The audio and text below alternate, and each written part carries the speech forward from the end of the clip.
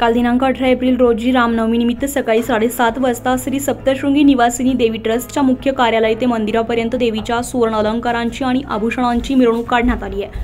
यावेळी चैत्रोत्सवाच्या पार्श्वभूमीवर 21 किलो देवीची चांदीची मूर्ती अर्पण करण्यात आली आहे।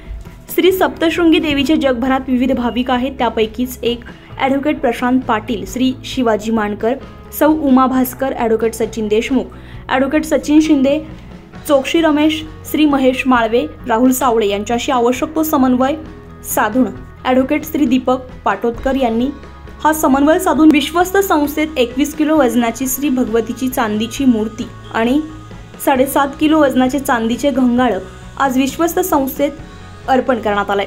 तसेच श्री भगवतीच्या चांदीच्या मूर्तीचे आज प्रमुख जिल्हा आणि अतिरिक्त सत्र न्यायाधीश श्रीचंद्र डी जगमलान यांनी सकाळी 7 ते 9 वाजेदरम्यान देवीची पंचामृत महापूजा आणि महाआरती केली आहे। वर्षभरामध्ये 2 वेळा यात्रा भरणाऱ्या सप्तशृंगी गडावर श्री सप्तशृंगी देवीच्या या यात्रा उत्सवात अनन्यसाधारण महत्त्व असतं।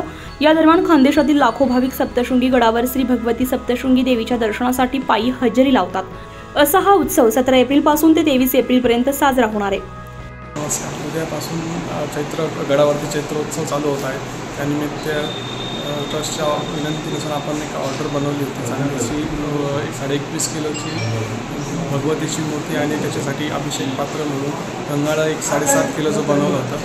ते आपण नाशिकला AB ज्वेलर्स यांच्याकडनं बनवून पाटोळे म्हणून ते कारागीर त्यांच्या हस्ते बनवून 15 दिवसात पूर्ण काम करून आज भगवतीच्या अर्पण करत होतो। तर महाराष्ट्र लाईव्हसाठी तुषार बर्डे, सप्तशृंगी गड।